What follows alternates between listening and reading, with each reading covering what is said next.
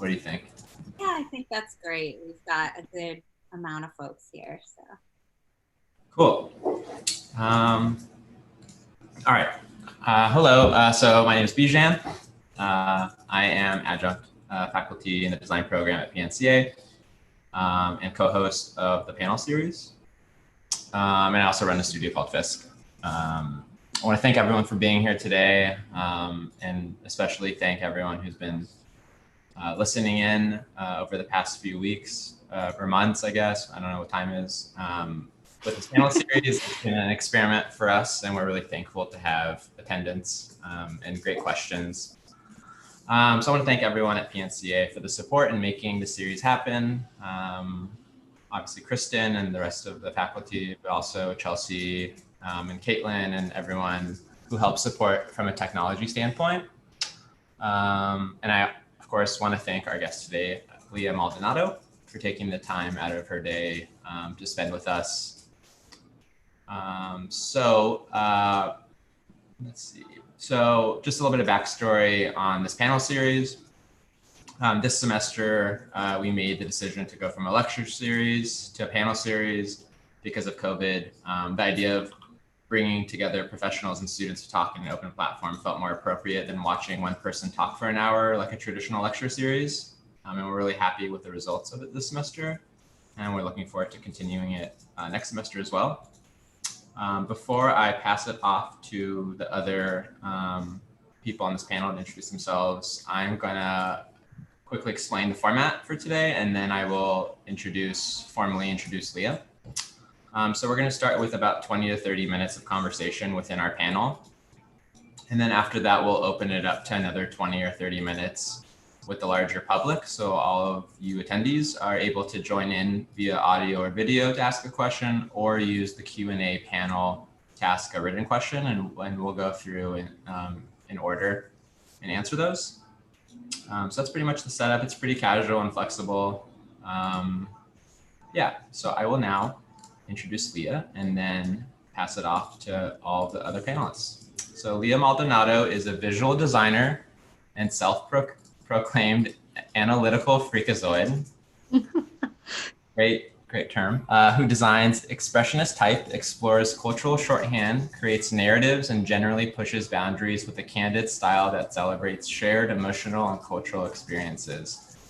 Leah specializes in experimental type design and creates her own digital playground reminiscent of early 2000s softcore cringe culture, building ephemeral visual dreamscapes. What does that look like, you might ask? Imagine an aesthetic that celebrates clickbait, memes, and the experience of driving down a big road lined with car dealerships and buffets. As much as it honors a love of technique with beautiful design, swoops, and soft glowing colors, Leah's work evokes feelings and pushes the line of what is legible in favor of what actually communicates. After graduating from Portland State in 2019, Leah has worked with Future Fonts, Wyden Kennedy, and now at Fisk.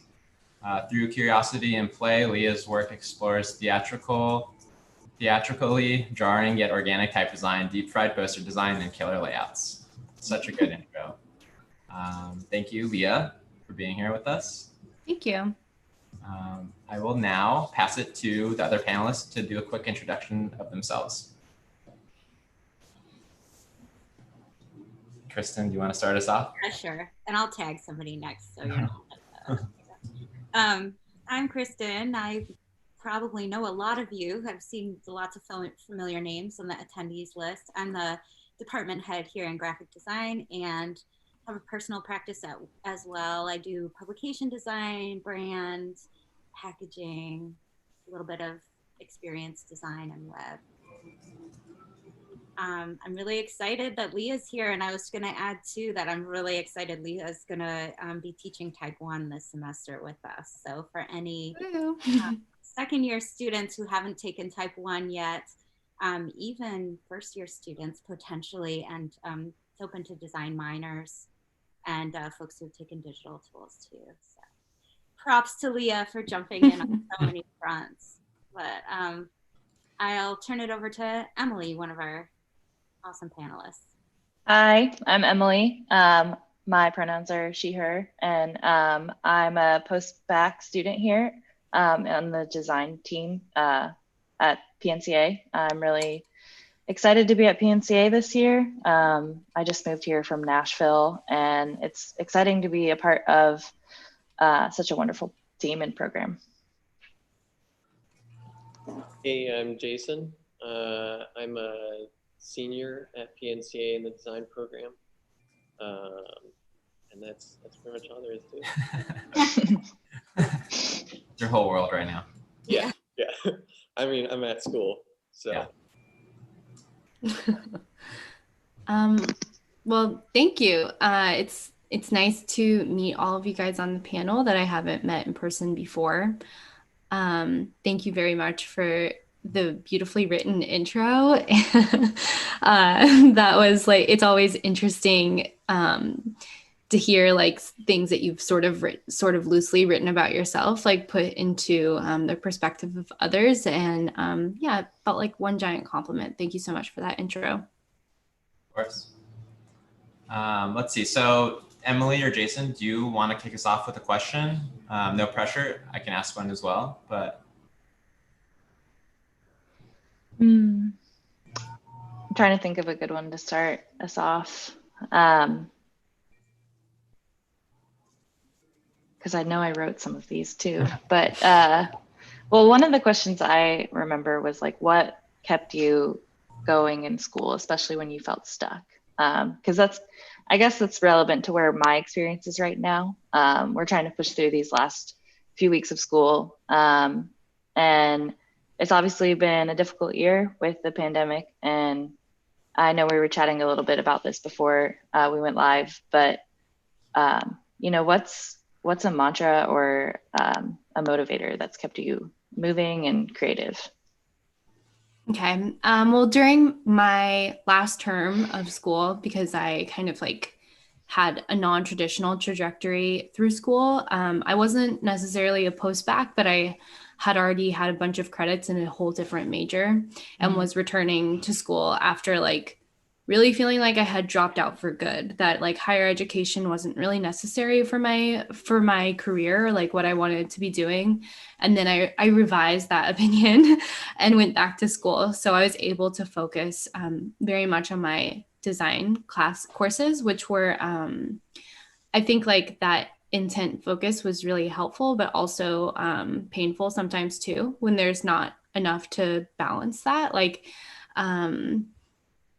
at PSU as like a liberal arts school, you know, I was taking these university required courses called like, there's like your freshman inquiry, your sophomore syncs. They have all this like, they have like, you know, their academic lexicon of kind of buzzwords that they were called, but they were helpful.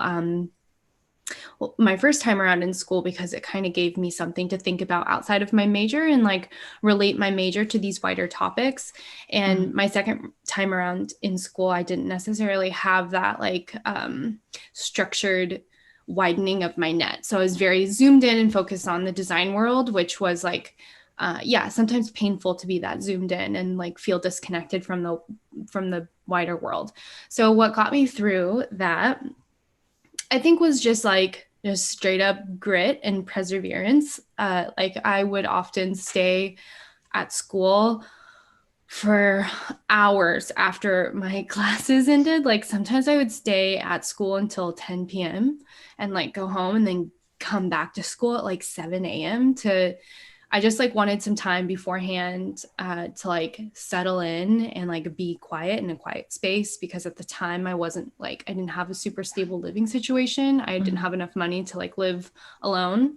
So like school was a sanctuary for me, and also sometimes a prison. But yeah, I think like when you're feeling stuck on a project, it's important to remind yourself that you're part of a much bigger system. Not everyone on earth is a designer or cares about design. And that can be, I think, really comforting to think about sometimes. Like you can exit the design world if you want to for a moment. And then you have to get right back into things. And then also to just to like find a little bit of pleasure and like the monk-like lifestyle that design kind of begs of you sometimes, and to enjoy being alone and like working alone for a while and like find like a quiet space and know that school is temporary. And while you're there, it's so nice to have that structure that often can make you feel, that can feel crushing sometimes. But like when you leave school, there isn't that structure of like a leader or a professor like keeping you on schedule, and it's up to you. So yeah, and like when you're feeling extra stuck on a project, it's okay to like know that your final is probably a draft of something that you'll revise later, and that it's totally okay to not have a perfect final product. And that like even when you do believe that you have a perfect final product, give yourself a year of growth and you'll look back and you'll think like, oh my God, what was I thinking? And you'll want to revise it. And I think that that's something really nice about the design process, is that everything is just an iteration and you can always revisit it later. And you can procrastinate and like throw it in the trash bin for a while and then maybe go and find it. And yeah. So I guess like my shortened answer to that is that design timeline is nonlinear, and it's more of like a loop-de-loop or like spaghetti. And just go for the ride. You'll have fun at one point, you know, one part will be fun. I like that answer. That was really good. Thanks. I wonder, like, just made me kind of think, and something I've been thinking about this week is like design is I think it's getting popular, you know, a bit more than it was in like the last decade. And I think design's like, in the way that's taught in school sometimes, whether it's through a thesis, is like it kind of, and this is a conversation a lot of people have, is like blurring this idea of like art and design, which I think I'm less interested in specifically in this question. I think I'm more interested in like asking you, I guess, how do you balance, or how do you like talk about kind of a project, let's say something that's assigned by in a class, and then let's say something like a thesis, which is self-assigned. Kind of just curious, like how you feel about approaching those two different streams of design in school, and then also how it, like how that reflects to postgrad, you know? Right. Well, I think, yeah, I'm definitely like figuring out the disconnect between those two things, because I think while I was in school, I wasn't always like a great student in that I would do the assigned brief. I would often like say, okay, well, what's this brief mean to me? And like, you know, do what I wanted, because I was so focused on like having a portfolio that really reflected the skills I was most interested in. And sometimes that just simply would not be what the brief was. And when I got to thesis, I was like, wow, this is an amazing way to approach a project. And it reminded me of being in school the first time, where I was like doing lab reports and like actual experimentation, and having to come up with a hypothesis, and then having to come up with a thesis based on some research, looking for things that were peer reviewed, that you know, you weren't just pulling out ideas, and like you're getting away from subjectivity, and you're like getting more towards something that's a little bit more measured. Of course, like an art thesis, I think isn't so scientific, and it could be, but it doesn't have to be. But I do think that when you have a self-initiated project, it's very interesting, of course, because it's like it's like you and your opinions and your ideas, and it's like a space just for you. But also it's important to like understand how your thesis might affect others or might be helpful for others, and bringing those people in. And that's not so different than a brief, where like you have someone on the other side, like a client or some type of stakeholder, whether that client's like, maybe it's your teacher, or maybe it's your mom, and you're like helping your mom with something. It's important not to do what you believe is right, but like this synthesis of what you want to do and what they want you to do. And yeah, that's actually been a huge struggle for me. I think in school, I was like selfish with my work, and I wanted to do like autobiographical things, and I wanted to do self-portraiture within design. And I still try to do those types of things with my personal work, even like in type design, even though a typeface is meant for others, it's like, it's a little bit autobiographical. You know, I'm not necessarily thinking of use cases when I make letter forms. I'm kind of just like, well, it looks cool to me. I hope there's a use case for this later. But when you get a brief from a client, you can't interject yourself that much. It doesn't really matter what you believe is like trendy or cool for you and yourself. It's more about like what's appropriate for the brief and the project, and like what's strategic, what's a good you might like I think I've also been dealing with this, but if you're not strategic and you're not thinking in the shoes of your client, you'll go on a wild goose chase where you're constantly doing something for yourself and they're like, that's not really what's right for me. And you'll have to iterate and revise over and over again. And that's not very productive for money if you're trying to make a living as a designer. You want to really try to do things in 3 rounds, like for your sanity and also for your time. Your time is really valuable. And if you want time left over to do autobiographical or like thesis-driven work, self-initiated projects, you need to be a good commercial designer and leave your artistic body and have a separation between design and art. But that doesn't mean that design can't be a medium for artistic expression. So yeah, it's like in Logic, sometimes you're able to do like a analogy, but it only works one way and not the other. And I think like design is a medium for art, but art isn't always a medium for design, like especially client-based work. Yeah.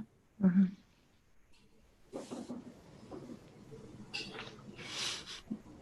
That's so interesting to think about the way these things kind of blend together and where they don't, and where everybody kind of makes those separations, like as a sanity saver, I would say. Yeah.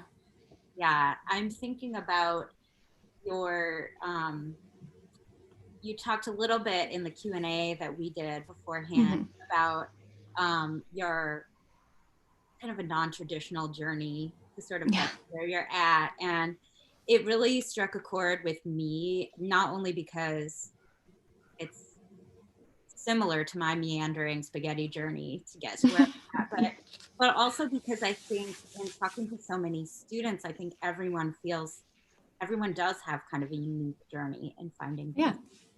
And I see a lot of folks who start with personal work and then kind of meander back and forth. I also see folks who are just like really big puzzle people who get excited by just solving a problem. And they're like, oh my gosh, I can do that. And I can be an artist. And I'm curious, like, you know, in the different kind of environments that you've already had the chance to work in, like, do different work environments feed different sides of yourself and your work, or do they, or have you found like, oh, I'm narrowing like what slice of design I want to occupy? Does that make sense? Yeah, definitely. I would say absolutely. Like different workplaces offer different clients and therefore offer a different like a set of approaches. But there's like some umbrella stuff going on too. Like I think what I do at Fisk is really not so different than what I did at Wieden and Kennedy. And also, I mean, at Future Fonts, I would say that was a little bit different because it was in-house, whereas like Wieden and Kennedy and Fisk both have like a wide set of clients. But Fisk also offers like some in-house stuff with like the collections that we've been releasing recently, which it's really nice to have like both client work and in-house work, because in-house work is kind of like thesis work where you're thinking about like world building and you're thinking about what satiates like your initial idea and how to have like a giant full idea. And you can absolutely world build with a client too, but they might come to you already with like an island of a world already done. Yeah, and then also as far as like non-traditional journeys, I think you know, our movies, our books teach us that there's a character journey that we follow in life that's kind of linear, but maybe more like parabolic, where like, you know, you start out and you're a little kid, and things are happening, and then you go through this giant thing once, and then you come back down, you die. You know, it's like this bell curve. And that is just not the way that life is set up. But to be honest, I was pretty naive when I exited school, and I did believe like I'm on my bell curve. I'm going to approach the top of the mountain and then I retire and I come back down. And that is just simply boring and untrue about like how we go about life. It's not so linear. It's really fractal actually, which is a difficult thing to fathom, I think, because we don't really think in like 4D, like fractally. Like we don't think of multiple possibilities always. We view ourselves as going along like one trajectory and like one path. But again, to relate this to design, the iterative process of design is fractal and shows a client many different directions and many different worlds. And even when you're iterating for yourself, you're showing yourself many different possibilities. And it's amazing to think of these iterations. And like, when I started school, this is how I would approach projects. I get the brief and I think, okay, what's my idea? What's my one idea? And then I would do my one idea to the fullest extent possible and be like, what are the small tweaks I can do to make this shiny and perfect? And I wouldn't iterate. Like a teacher would be like, okay, you need to draw out 100 grids. And I'd be like, that seems so annoying and awful. I don't want to do that. And so I would just not turn that project in and be a shitty student. And I wish I would have really understood. And, you know, honestly, like maybe that wasn't the best brief a teacher could give me. It wasn't interesting. And I wasn't able to see the outcome of that type of thing. But actually like iteration is extremely important. If I were to have integrated it into my approach earlier as a student, I think I would have been able to achieve more. But it took me a while to come around to understanding like what practice meant in graphic design. I thought that practice meant learning your tools, but that's really not necessarily true. It's like learning how you use your tools to have more ideas. And yeah, and that's like, I think answering your question, but I'm not sure. I kind of lost it. No, I think that's really good. Well, it speaks to the whole, like, my love of the non-traditional journey or response to that and kind of how your mind works. I think that it's probably really relatable to a lot of folks. I hope so. I really relate to like learning about iteration too, because I feel like that's one of the biggest things I've had to learn. And so I minored in design back when I was originally in college, and I was the same way, and I still can be the same way, very stubborn about this is my idea and like I just want it to be done. And like it's so much more about the journey. And I've been learning that from Bijan and my other teachers, and just learning to like put out as much as you can and explore different worlds with it and have fun with it. Like this isn't something you are doing because it's painstaking. You do this because you love it. And really relishing in how you can take care of yourself and love yourself with your design process is important to me. Yeah, absolutely. And I think that like you should really sit and look at your iterations when you're done and realize like that's a huge body of work. That's basically what an artist does when they have this giant idea or like thesis level idea and they want to make a body of work around that idea. And they might do, okay, let's use a silly example.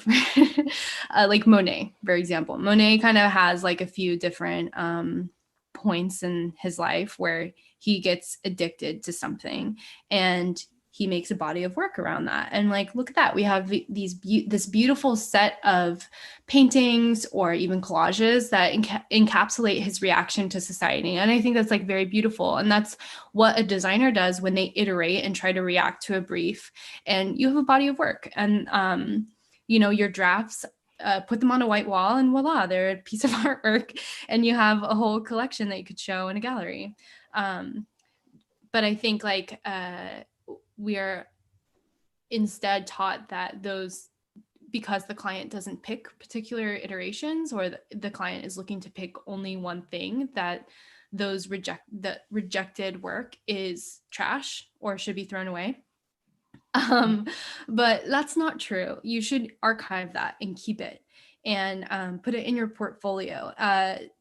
I just got a text message from a friend that said he'd give me $1 if I plugged Dave's workshop, and I would love $1. So you should go to Dave's iteration workshop. It was my friend Brandon who made the graphic, but you should go to that. And I think Dave was a really helpful person for me to meet and get to know their process. Dave worked with me and helped me revise my portfolio.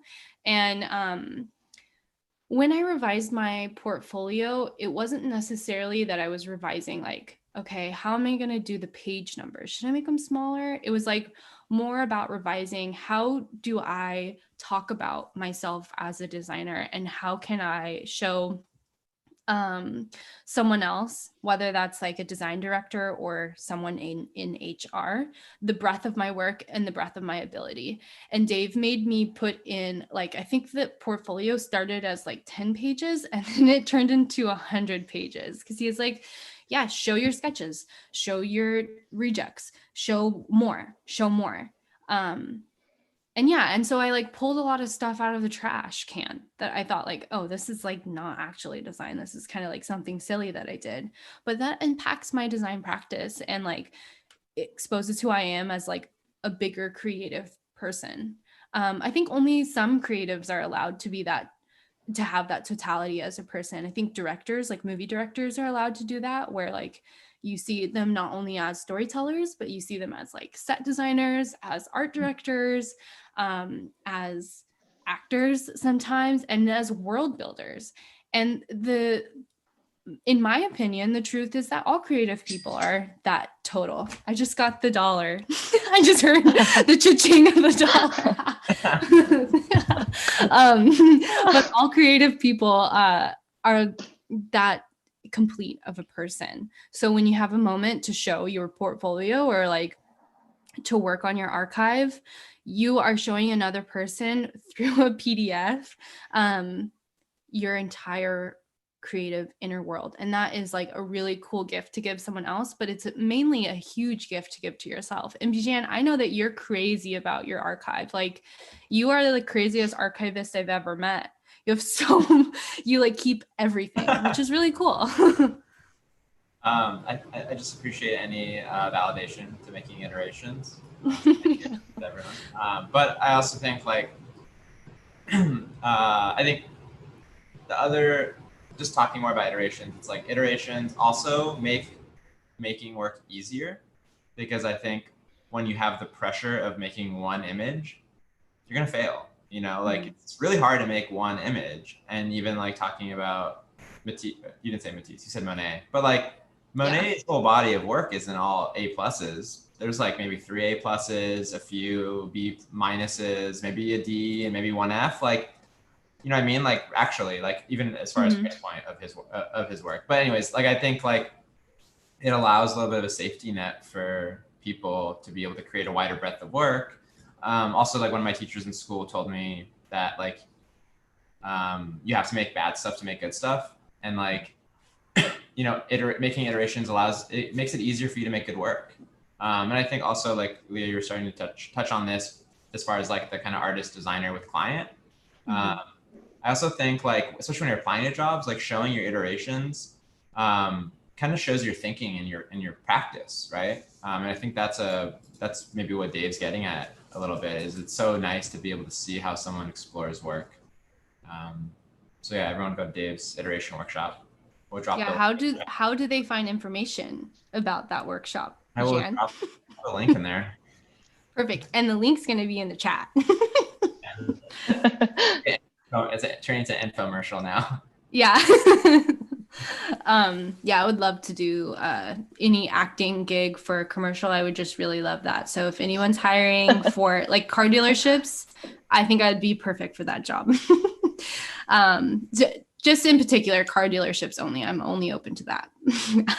I'm revising as I speak. Only car dealerships. I would love an acting gig doing a car dealership commercial. Make it happen. I'm sure someone here has a connect. Yeah, come on. But yeah, I think it's interesting, like to just the idea of like learning about that experience of iterations is a funny like epiphany, or maybe I hope in a lot of designers' practices, where you realize that like, oh, making iterations is like crucial to making good work. Absolutely. Yeah, something, since we're all talking about David, I had the privilege of being taught by him in type 1 and 2. And something he said to me that has always stuck with me is like, if you only make one good thing every like 100 times, you're gonna have to make 100 things to make that one good thing. Um, and I think especially as like a designer starting out, and not really understanding like the value of the iteration process, that clarified it in a really like succinct way. Um, yeah. Yeah, but I also think like this translates to every industry. It's like baseball. It's not like a batter is hitting home runs every single time. They have to miss plenty of. I don't know anything about baseball, by the way, but they have to miss. They have to miss sometimes. You know, it's again. I think it's just all about the practice. Yeah. Yeah, I agree. And like I talked about this in the questionnaire or the written interview. But practice is like extremely important to building something that looks effortless later to an audience. When I did ballet when I was younger, that's something that was drilled into me, where you have this like at least at my studio, there was this very set structure of warm up at the bar where you practice these very simple technique moves, and then you go into the center and you put those together into a pattern, and that's choreography. And your choreography is also practice, and it's like working towards a performance maybe where you need to work in tandem in a larger narrative. And so that that like idea that you might have to do small like meaningless things in order to do something more complex makes a lot of sense to me.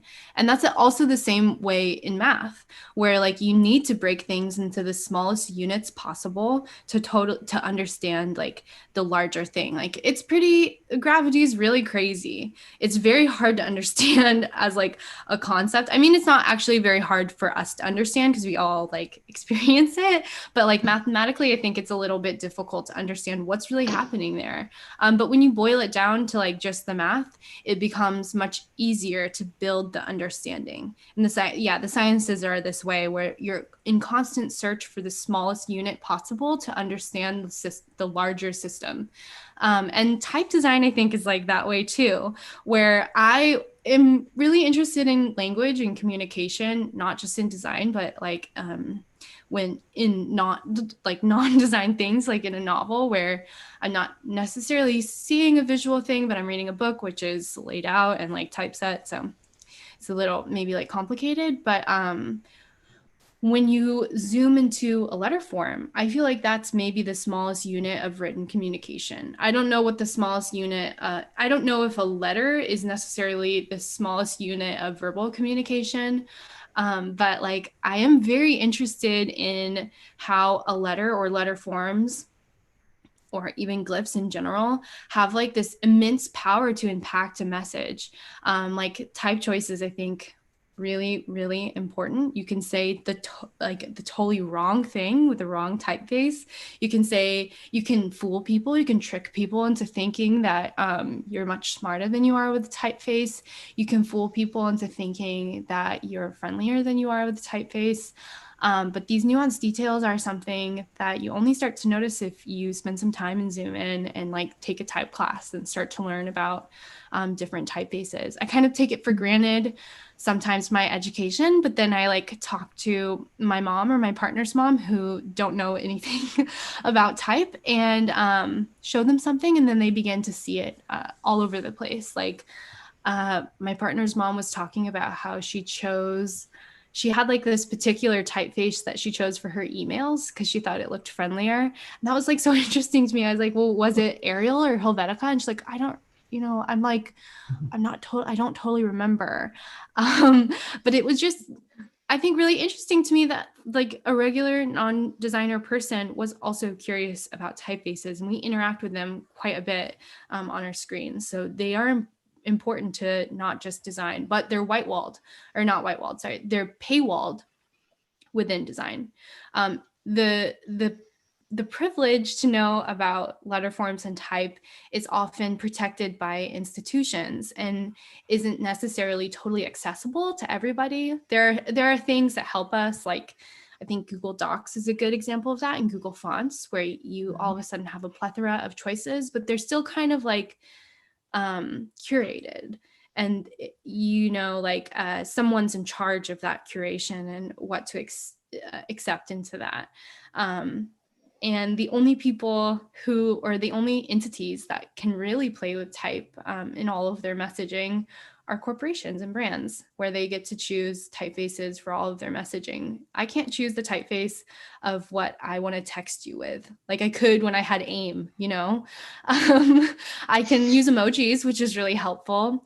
And I think maybe actually I can change the typeface on my iPhone, but it's not easy. It's not like the first step. It's not like simple for me to do. I'd have to like look something up on Google and really want to. It's not embedded in my user experience, which I think is interesting, the way that like these system default choices affect us and what we perceive as neutral. Like I'm sure as we look at the chat text, for example, we all see that as really neutral, but that's really, it's all super stylized. Like it's a choice to make it a sans. It's a choice to make it, one is kind of gray and the other one's blue, and then the text is black. Like all of those things are choices, but they seem neutral to us because they're part of like a wider trend of this like crystal goblet-ized screen aesthetic, where you're not supposed to see the letter forms. They're supposed to blend in. And that's definitely totally a fine approach. I believe in that. I believe in like typesetting for the content, but I also really believe in like letting the people have a say too, and not for it to just come from the domination of Silicon Valley, I see in a crazy typeface in the chat, F word neutrality. That's cool. I don't know how to do it. No cursing on this panel. No. Yeah, right. No cursing. It makes me nervous. That's interesting. I'm like curious. I guess on one hand, it's like a conversation about like customization, or kind of like maybe personalization is a better word for it. But then on the other side, you're just talking a little bit about like paywalls and stuff. And I'm just wondering if you like could talk a little bit further about that. You talk about Google Fonts, for example. Google Fonts has enough money to be able to make those fonts free. It is whatever democratic, but in the same time, they're of privilege to be able to offer that. And then then on the other spectrum, you have something like the font. But I guess I'm just wondering, like, to just hear more if you're talking about like if you think fonts should be free, as someone who made a free font, but also type designers need to be paid, and it is hard to get paid sometimes as a type designer. It can also be lucrative. There's a lot of variables there, but I'm just curious kind of like what your thesis of what you're talking about, what you're trying to get at exactly. Yeah, totally. I mean, like, I think what I'm trying to get at is pretty like adjacent or even like synonymous with how coding or like writing script or programming is really accessible to a lot of people. But still, if you do become a developer, you are paid and that's a career for you. But the education is not privatized. Like if you want to learn programming, there are so many free resources for you to participate in that. But if you want to be a type designer, where are you going to go? Like, what will you look up? You could buy a book, and that's certainly cheaper. But then your program to do it is pretty expensive. There's a lot of like free terminals to try something out and at least markup, and then maybe CSS, and then maybe you might have to pay down the line if you want to do some like generative stuff with programming. But the culture around like programming, like places like GitHub and stuff, is like very inclusive and open source. And I see that starting to happen in type design. I think like, yes, more fonts could be free, but really what I mean is more fonts could be open source, where like the glyph file or the native file is within the zip that you're given when you maybe purchase it or download it or whatever. But second to that, to take a step back, like the education it takes to want to make a typeface or to know the anatomy of type or whatever is very it's guarded, and it gives us a pretty like narrow world of what a typeface can be. Like I think because it's paywalled, or it has been for a while, I think it's changing now that tools are more accessible, that we all it's easier to have a computer than it was in like the 80s, and then of course like before too.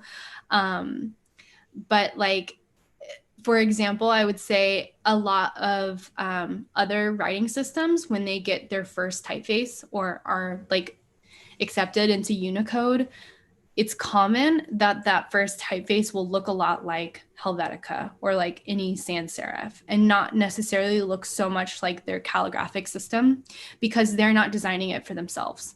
Someone else, like a savior, comes in and is like, I'll do this for you. But I wish that person would be like, let me give you some tools, and you are totally capable of doing this for yourself.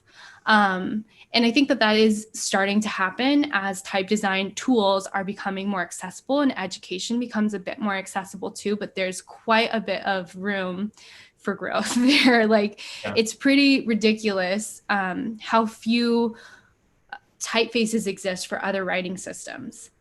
Or even writing systems that have like Latin characters, but need a lot of diacritics, or like the little diacritics are things like accents, or the floating marks around a Latin letter. Like in English, we don't really have any, but in other languages, that's certainly not true, especially languages that also use the Latin writing system, like any of the Romance languages, you know? Yeah. Yeah. Yeah. I mean, it's definitely an interesting conversation. I think it like is maybe more dependent on people who are passionate about typography to kind of lead the way, because I imagine the reason why those resources don't exist for typography is because it's not as lucrative as coding. Like I imagine there's an industry around coding because it is way bigger and profitable and controlling the whole world, and typography maybe isn't seen as necessary. I mean, I really disagree. I think that the written word does a lot for society. And when you don't have the means to participate in the way the rest of the world is treating the written word, where it's screen based, and you're texting, like you lose power. And it's super, like, being able, for example, to text someone that doesn't live near me is, I'm so privileged to be able to do that.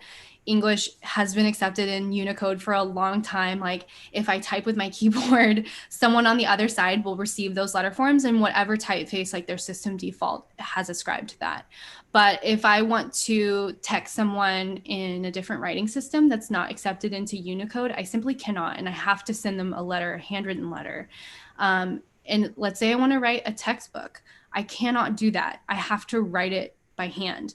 Let's say that I want to make a newspaper where I can tell my community about like what's happening politically. If like I, want to report on something that's happening, I have to either do that verbally, that's possible. I can definitely use that like a camera or something to do that.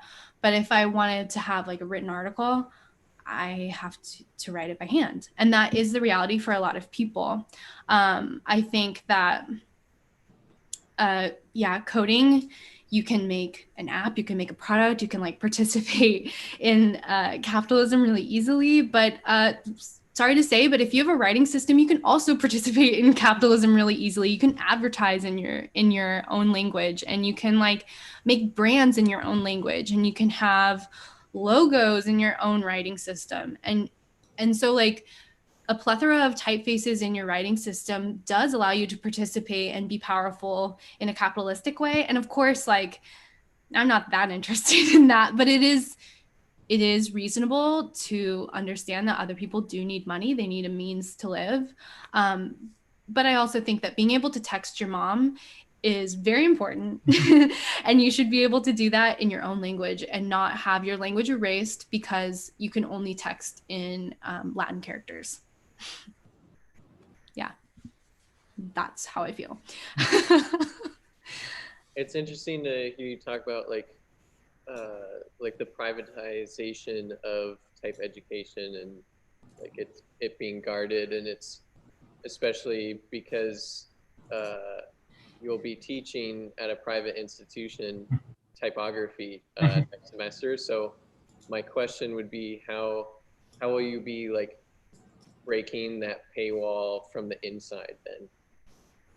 Right. I mean, I think like it's definitely a privilege to be able to participate in a privatized institution, and it gives you a certain type of structure that wouldn't be possible if I didn't get paid to do that.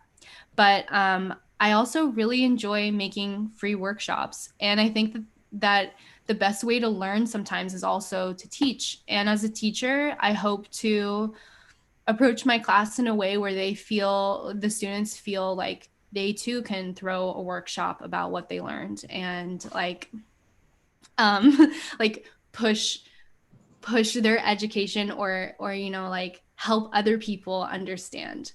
While I was in school, and this is like not a great example because the people that I invited in were also at the same college with me. They were just like not in the design program, but I invited some of my lacrosse teammates to come to this workshop that I was throwing about like our assumptions around exactly this, like neutral Latin typefaces.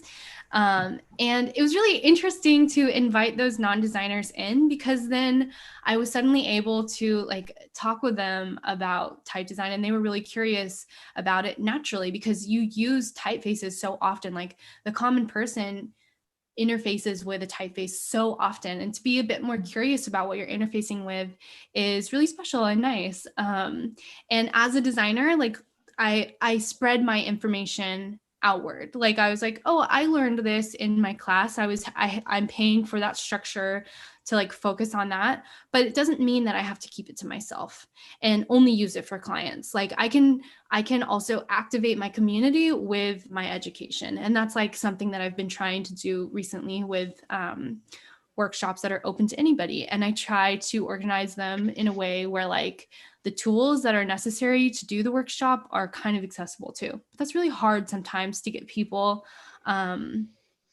to participate in design, because often like the tool also costs money. Like Adobe costs money, and we have to pay rent to use that, but Google Slides is free, and using that to try to make something is more accessible and helpful.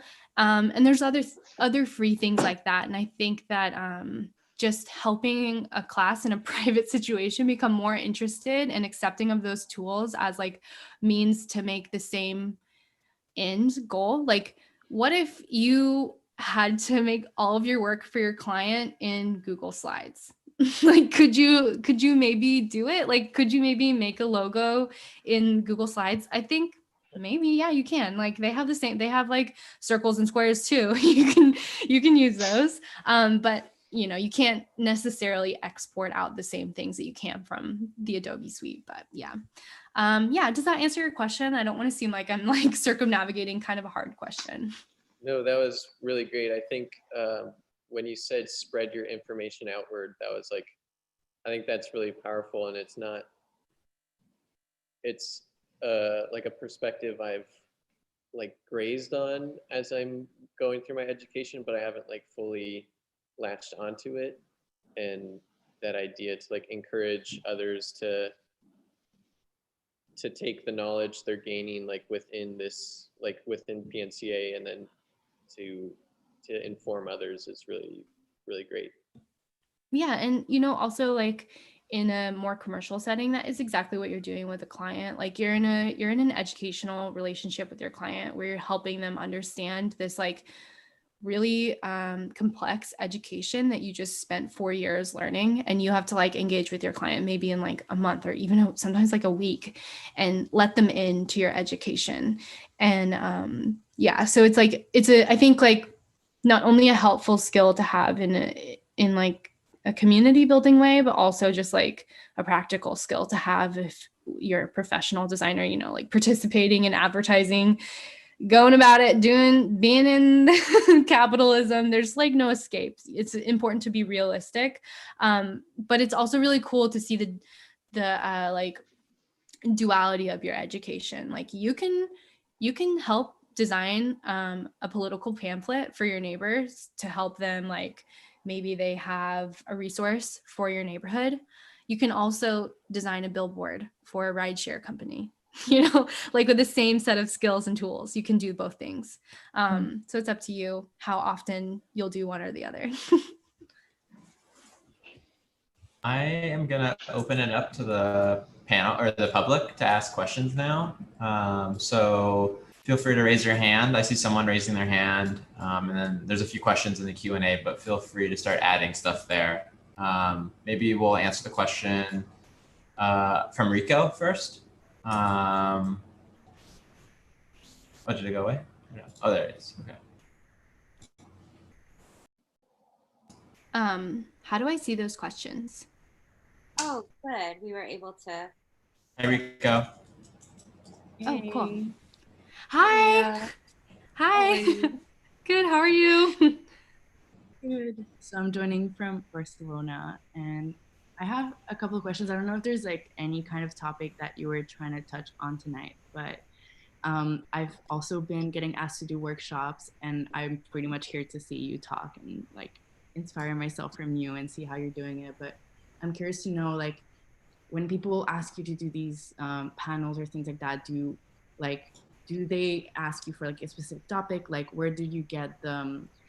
Like, as someone that has been like, I also graduated like a year ago, and a lot of things that myself and from experience as like a graphic designer that came in like really young in their career and had to go through this very corporate world, but to get not the confidence, but also like the like when you're asked to teach things, like what inspires you, like what topics come to your mind, and like what was your experience as like someone that's getting to teach at such a young age to get to address so many people?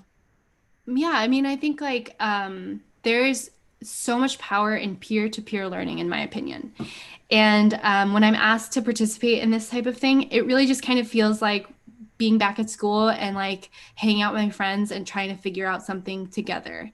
And when I take the pressure off of myself to be an expert, because by no means am I an expert, I'm just like an individual with a certain set of interests, and so are you all. And it's nice to be able to be like kind of in a more democratic space and just like operate within just those assumptions that it's democratic and that I'm not in control of you or like your trajectory as an instructor.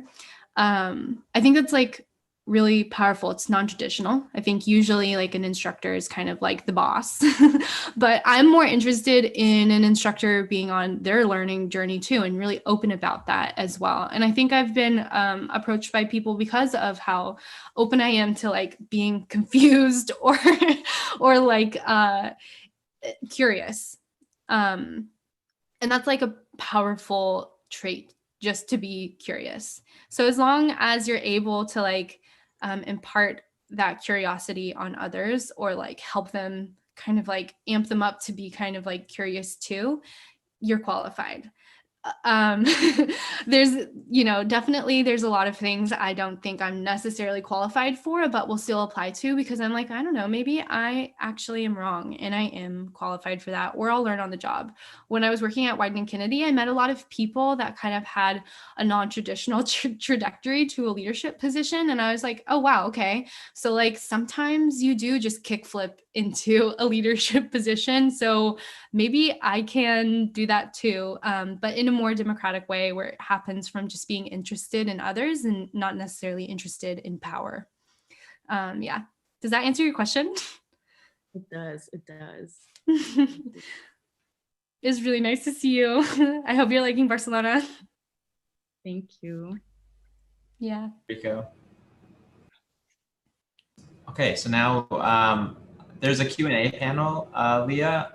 It's like okay. a function, but I'll go ahead. I'll go ahead and ask the questions to you, so you don't have to do 5 things at once. Okay.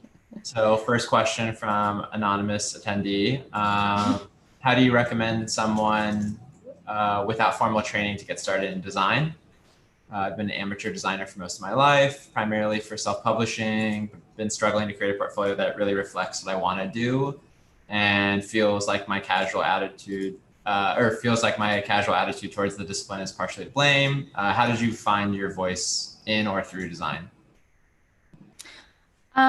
Okay, well, I think like first of all, you have to just erase the idea of formal training from your mind.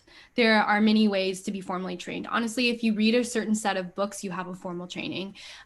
If you go through school and you never do the readings and you don't participate, you have an informal training. You didn't do it.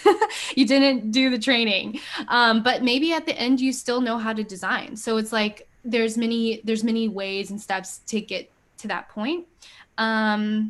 If you've been struggling to create a portfolio, you might just need to think about like a better way to categorize your body of work. I think like a good way to do it is to just first write out all of the projects you've ever done and then kind of try to think of a tag system for them. Like, okay, this one involves both illustration and identity work. Oh, and let me like back up. You should just learn the lexicon of design. Some of it is just like knowing the nomenclature and calling something the right thing. Like for instance, like if you design literal like buttons like that you click on your screen, you are a CTA designer. Okay. Like that's the lexicon around that. If you're working on making a logo and like helping your friend maybe like with their small business like make some materials for that, you're working on an identity. Okay. And like knowing those like buzzwords actually is very empowering and helpful to get other people that are in the industry to understand what you're doing and like accept it more. It's like just by naming something, sometimes you affirm it and it becomes a real project. Like even if there's no money involved and it was just you and your homies doing it, the moment that you call like your flyer that you made for your friend's band a poster series, it's very professional, So that's like my opinion about that. Cool. Thanks, Leah. Mm-hmm. So next question, what does world building mean? Yeah, world building means like kind of coming up with a narrative around like a visual thing that you're doing. So for instance, in Glyph World, I built a world literally for letter forms. I thought of like an environment for them to live in. I thought of characters that they were. It's kind of like how you might approach writing a novel or a movie. So that when an audience member, whether that audience member is someone like downloading a typeface to their computer and using it in their design, or a literal audience member like attending your movie, maybe they feel like they are transported from Earth into the world that you've built. That's what I think world building is. Yeah. And it's also like coming up with a branding system is world building too, to be more commercial about it. Okay, next question. Are there any online classes you could recommend for self-taught graphic designers to learn how to improve their work? I think that Super High has a really cool roster of classes. They're not free, but I think that they're pretty accessible. And you also, when you sign up for a Super High class, like you join a Slack community that's super robust and really, really active. And that kind of is what is missing from a lot of online courses, I think, is that it's just you and your computer screen and you're doing the tutorial. But with Super High, you have like a community of people to talk with, and like you can do crits and like these other things that happen naturally in an institution, which is really important. I also have seen a lot of like independent or like current students starting Discords to do like workshops or just to like talk about stuff. So yeah, there's like a lot of different resources. I can't really like name any right now besides Super High, but they're out there. Arena is a really good place to look for that stuff too. Cool. On that Next. Same note, yeah, let's just keep it going. On that same note, this is from Alyssa. What are some books, resources, etc., that really impacted you as a designer person that you recommend to those in attendance? I think Ways of Seeing by John Berger, I don't know how to say his last name, is a really good one. everything that Bruno Minari has written is really great. It's like they're small essays. I'm kind of blanking on the name of the book, but it's a collection of the essays that he was writing in for a period. Yes, Design is Art. He was just writing those as like a column in a newspaper. So they're these kind of short form, straight to the point essays that are meant for the general public about design. And I think that's like a really great starting point. I also think that like reading other people's theses, like looking for practicing people's thesisi or whatever the plural of that is really helpful as reading material to like learn about other people's work. Cool. Thank you. Let's see. Okay. Tips for designing collaboratively. I would say asking questions at the beginning and having a conversation first, and then working with a collaborative tool like Figma is really helpful, or working with a collaborative file keeping system like Dropbox is super helpful. And then just being open and showing people things that look like a mess, I think is really important to collaboration. We've been doing that a lot at Fisk, I think, where like we sometimes are working apart from each other and need to check in a lot on Slack to like continue to share things in a way that we are able to in person. So I think like just not being shy and like showing me like, I don't really know if any of this stuff is working, but maybe it is. And that's like what a team is for. Yeah. Vulnerable, right? Yeah, being vulnerable. All right. Next one from Riley. What do you think the importance of functionality is in type design as opposed to approaching it just visually? I mean, I think like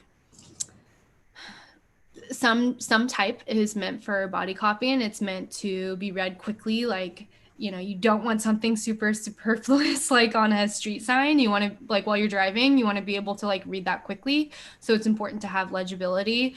But I think in other situations, especially like communicative situations, like on a chat or something like that, you could have something a bit crazier. And then in branding systems, you know, you can have a whole palette of type, but in the same way that you can have a palette of colors, sometimes you need like a white-ish piece of paper and some black text on it.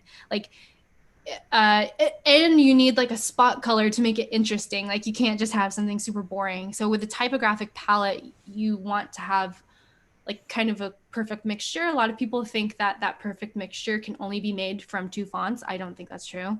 But you want to have something that's like a little bit more interesting to look at, that you look at for longer. So that's going to be bigger. And then you need something that people can sit with for a really long time. I think another metaphor here could be like food. Like you want hot sauce, but you cannot eat a bowl of hot sauce. You simply cannot, unless you're crazy. Like, and that's the same way you can approach like type design. Like, yes, sometimes you want a little bit of something like a extreme flavor, but a lot of the times you need like plain rice in order to eat, you know? Totally. Yeah, you can't eat a bowl of hot sauce, unfortunately. You can't. But if you can, I'll give you $1. Ooh, okay. That's a tough one. Next design right Okay, next question from Cheyenne. For someone that wants to get started into type design, where do you recommend they start as far as programs and process of creating a typeface? Okay, I would say that like Glyphs app is a really great place to get started. Not only do they have a bunch of documentation on how to use their tool, they naturally kind of tell you how to design a typeface by teaching you how to use their tool. I think another way to get started is to create a list of people that are practicing type designers now and ask them to talk to you. Everybody has their computer screens now, and lots of people are in different time zones, so you can meet at crazy times and make it work. And you can reach out to your contemporaries and figure something out like peer-to-peer. And I think a lot of people are willing to do that. You just have to ask and kind of be vulnerable and maybe like hear the answer no. But yeah, so like Glyphs app, I think is extremely helpful and important in all of their documentation. And also like reaching out to current practicing either students or type designers. Totally. Jason or Emily, do you want to look through the Q&A panel and pick a question or two? That seems Yeah. like that you'd love for Leah to answer. Let's see. Got a pretty good list of questions. So Yeah, so I was like, I don't know. Yeah, I'm Maybe- looking through them too. Okay, yeah. Sorry, I didn't hear what you said. I like this one question from Colson that says, what does experimental education mean to you? Oh yeah. Okay, I think like to me, experimental education means like a type of education that feels more like sitting at a desk with your friends than it does like listening to a lecture. Um, or like maybe you read like a few pages of a book and then do something else that's related to that book, or finding like connections between things that you do naturally on your own. But maybe like all education is experimental. Like maybe all classrooms are kind of like laboratories in a way, where everyone is sort of figuring out something together and like believing in no right way. But also I think the sciences are this way, where we're all working on theories here. Nothing is totally proven. There's always a possibility that like something can be like disproven later. Like gravity is a theory, like we all experience it, to relate it back to that, but it's still just a theory. Like maybe it's not real. And so like when you're in your classroom, you can as a student or as a teacher, you can approach like the materials in that way. Like these things are kind of proven to be true, but maybe we can experiment and see, like try our best to disprove them, and just like see how robust is this theory. And that's kind of like how I don't know, that's how I perceive experimental education. I think there's also just a lot to be said about playing and experimenting. Like there's so much just for like messing around and doing something completely different. Like that's something I've learned this year is like, okay, if you're tired of sitting behind a computer screen, how can you do something analog? How can you draw something? How can you like do it with a limited parameter? So like you said, in Google Docs or something, how could you design something? And just like challenging yourself in doing something completely different that doesn't feel like sitting in Adobe. So I really like that. I totally agree. And that's why I think it's also really important in your class to constantly be thinking of yourself, you as a student, as also an educator, preparing yourself to disperse that education to people who don't have it, and being like a liaison between the design world and the people that you'd like to bring into it. And like, yeah, for example, like if you try to think about how will you teach your 7-year-old brother how to design a poster, like maybe Adobe isn't the right place to start. Maybe you've got to start with like, I don't know, Legos first. And that's cool. That's like interesting to think about. And what if you have a group of people and you start with Legos first? Like what will you all come up with? Yeah. I got sorry. I got a question from anonymous attendee. Advice for students doing graphic design? Just in general? That's the question. I guess I'll clarify it by Okay. if you could give your best piece of advice. Okay. If you could only give one, what would it be? Okay. No pressure. I've been thinking about this. My best piece of advice for someone doing graphic design is to make long-lasting friendships with your peers. These people, like you're experiencing like a life-changing thing with them. And you might know them for the rest of your lives. And you might also end up being their coworker later. So it's like really important, I think, to be open and honest with your peers. And that means in crits, you need to be honest and say when something's not working, and practice it in a place where you can be vulnerable and like have those conversations, because later, like you want to be able to talk about your work and have relationships with people who are interested in your work too. And you can start that in design. And that is, so make friends is my advice. Totally true. Yeah. So true. I love that answer. Yeah. I always tell students that you're going to learn more from each other than from the teacher. Totally true. That's true. And I am comfortable saying As a that teacher. because I learned more from my classmates and my teachers. So Yeah. I mean, you hang out with your classmates a little bit more than you hang out with your teachers. You know what I mean? So yeah, totally. yeah. And also you should try to be friends with literally everyone in your program. Like you should know everyone's name and like be homies with literally everybody. First of all, because design programs are all often like pretty small and it's like an easy thing to do. And it's really important to become friends with your coworkers no matter who they are. Okay. And like your peers are your coworkers. And it's very important to just accept them for them and be their friend. I went to a non-traditional middle school, which I don't know if that like comes across kind of weird, but that's how we were going through puberty, and nobody bullied each other. We just accepted each other for who we were, which was a huge spectrum of identity.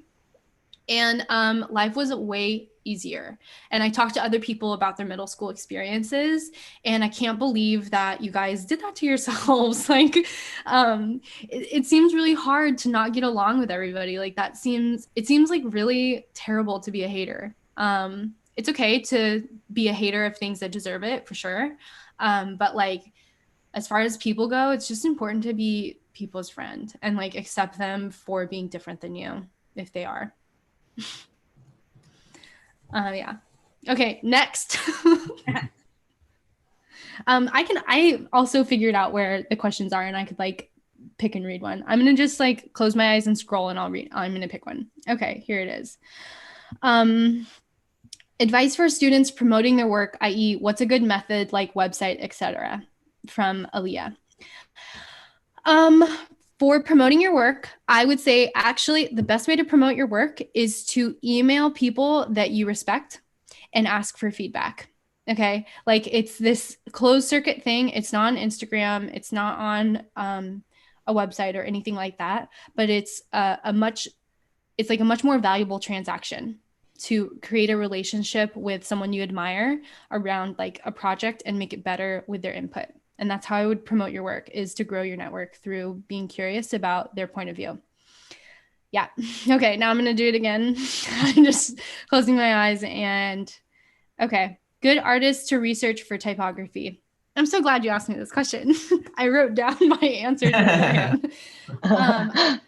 I think that Jules Durand, who I'm mispronouncing their name because they're French, I don't know how to say it, is a great type designer and a good friend of mine. He helped me out with Glyph World and like kind of the initial concepting. And I was also like able to go to him with questions about glyphs because he was going to a school like that focused on type design. And that's what I mean when you should reach out to people who have more resources than you and share them. Yeah.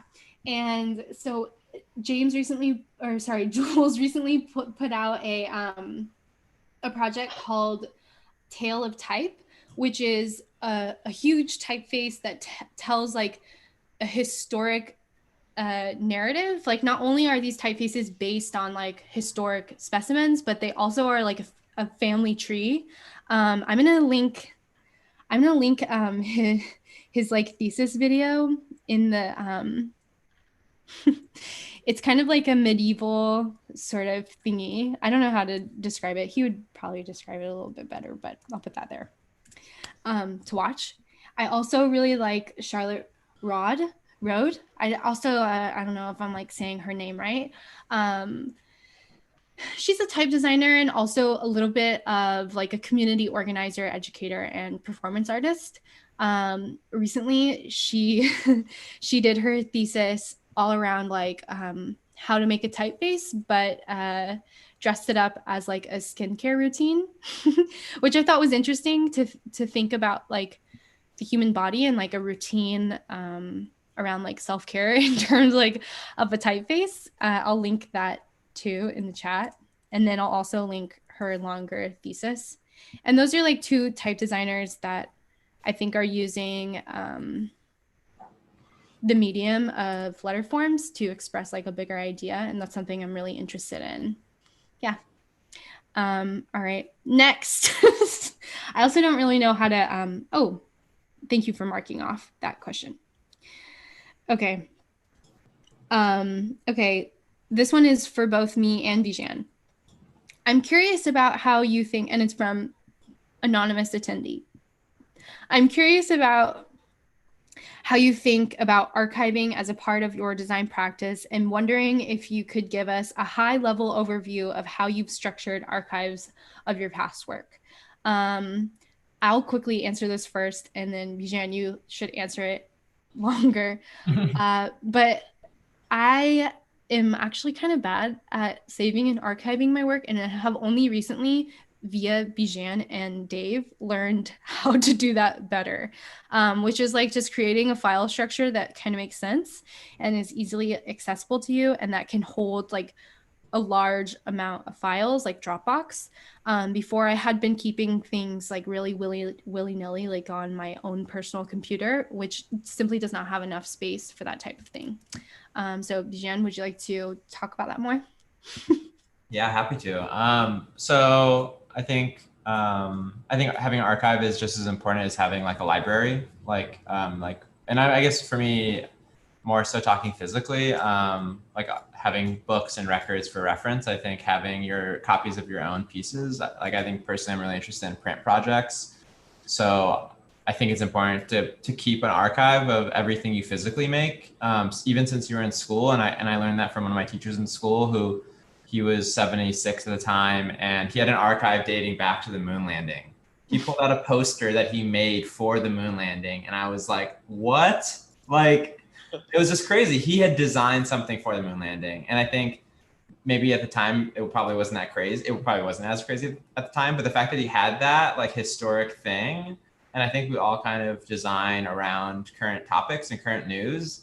And I think we take for granted that it is a representation or artifact of today, and that there's some value to that. So I think just seeing him and having this massive archive of his physical work has really reiterated how important it is for myself to have that, whether it's for another student in 40 years or whatever. And then digitally, like what Leah said, like I have a very intense Dropbox folder structure that I am very loyal to and makes my life really easy.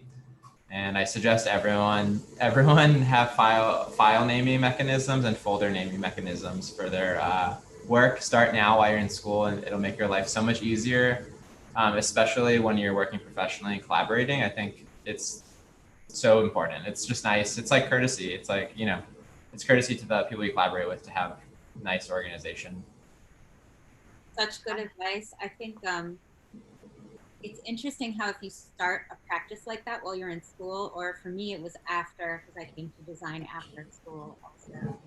I learned a good system from my very first art director that I still use and implement like all the way through everything. And, it allows the interesting thing that I think the two of you said is creating something that works for your mind. Because mine allows for me to be sloppy sometimes and like stuff all over the place on my desktop, which some of the folks on the call who have worked with me closely here will recognize is like terrifying. But it allows me to quickly file things and move them to a more sensible spot, like when it happens. But it's interesting, your brain, I feel like, isn't as elastic to come up with new things like that later after you've already been practicing it for years and years. So definitely starting now is great. Whenever it is for you, it doesn't have to be. I agree. And also a game changer recently that I've discovered is that you can pin things like in your Finder to the sidebar. I didn't know that until recently.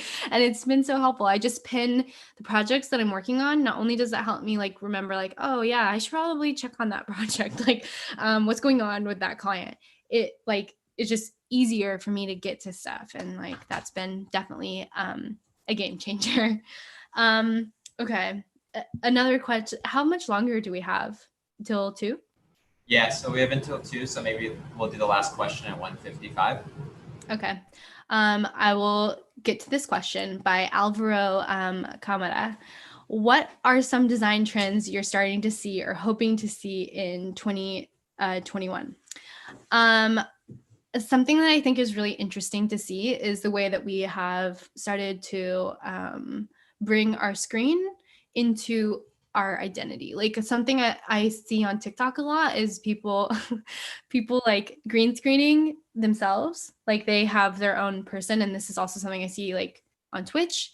They have their green screen and then they have their screen behind them, and they're doing something with themselves and their screen. And I think that that's like an interesting thing that's starting to happen. It's causing another bout of skeuomorphism. I also think a major design trend of 2021 is like beginning to open up like especially screen-based design to be way more accessible.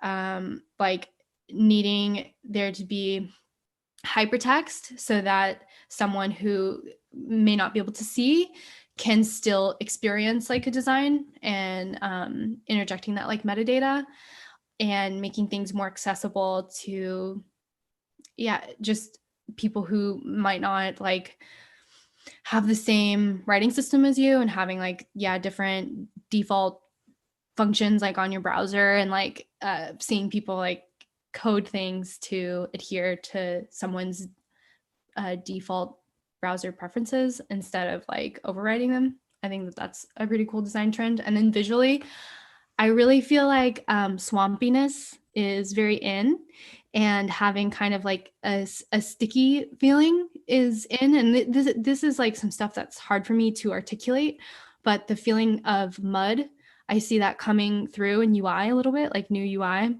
And the feeling of like cold air. I don't know. Now I'm starting to like talk crazy, but those are some trends that I'm seeing.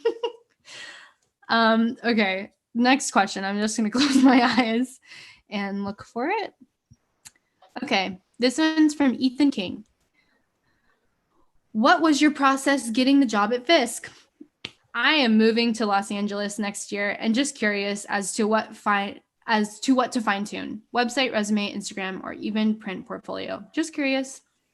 I think that I found my job at Fisk by being like really interested in Bijan, Cole, and James, and John, like just personally. I was just interested in who they were as people and curious about their approach. And, you know, like also really vulnerable. I like reached out to Bijan when I was struggling at a different job, and he gave me like a super earnest answer in response to that. And that made me like really trust him. And also like Fisk was making work that positively impacted my immediate community, which I really liked and wanted to participate in. And I think having those like that earnest interest to get involved with the studio is really important, because the studio is a very intimate experience, really different than an agency where there's like lots of different people to meet. At a studio, it's like really like joining a family, you know, like you've got to get along and you have to be interested in each other and like want to be super collaborative with each other. So as you move to Los Angeles, Ethan, I think your first step should be to connect with people you're curious about, and to not like seek a job, but to seek points of view. And then of course, like make sure your website has some nice type, like you can really put a suit on your website, like put some effort into it.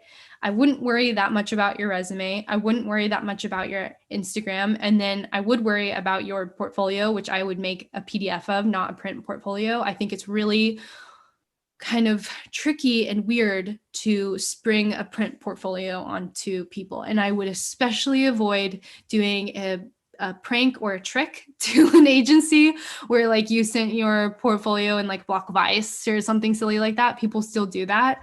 Instead, I would just send it with a email and ask for feedback, and not necessarily ask for a job, but just ask for improvement and see where that lands you. And that's my advice on that. You're so good, because I think you're really talking about who the fit, like for you too. Yeah. I think that's something I would just want to like underline in what you said about, you know, it's kind of like a two-way relationship. We've been talking about gatekeeping a lot, and like, of course, you need a job, but that relationship is so important. Yeah, absolutely. Because, you know, like I think it's easy as a student to want to enter the design world and just want to be in it and like not worry so much about like how you might be compensated to be there. But it's not a one-way street. Like people hire you because they need to hire you. Like you have a skill and they need it and they care about it, or they should. So you need to make sure that you're choosing who to give your time to, because it's super valuable. Your time is like really valuable and limited. And especially if you have a personal practice, you should consider a job that leaves time and mental capacity like left for the weekend for you to like continue your personal practice, and to not settle for like, you shouldn't settle for an unpaid internship if that is going to be really hard for you. Maybe you can take on an unpaid internship if you're really going to learn something, and it will be like very, very like beneficial to your like trajectory. And the internship is set up to help you learn. But I do think it's important to seek an opportunity that meets like your level of expertism after you've spent 4 years becoming a good designer. And you know what, like I said earlier, if you went 4 years and you never did the reading, or you didn't try very hard, you might have another 4 years ahead of you where you have to kind of do that, and you got to try hard. And in that case, that's where like internships can be really helpful, because there's like real stakeholders and you really have to like learn a lot of stuff. But yeah, you should like shop around and find the right fit for you, and don't settle for like something that doesn't make you very happy. Because even as a junior designer, when you enter the design world, you're really valuable. You have a unique skill. You spent 4 years and you paid for it. So yeah. Yeah. Okay. Well, I guess I could like answer one more. Actually, no, I'm not going to answer any more questions. Sorry. I guess I want to just wrap it up and just thank everybody for attending this. And thank you very much, Kristen and Bijan, for like hosting this and like letting me be a part of the PNCA community. Your community is something I really admire, and I am so thankful for the opportunity to teach. And I'm really, really, really excited to meet my new students and yeah, just be even more in your lives. And thank you so much for Jason and Emily for asking me questions and putting this together. And thank you so much, PNCA webinar. You're the greatest panelist. Yeah. Thank you, Leah. Thank you. Thank you, everyone, for being here. Thank you. Thank you. Thank you. Next For coming year. this semester too. Yeah. Yeah. See you next year. Have a great summer. No. Yeah. Yeah. Okay. Bye. Bye.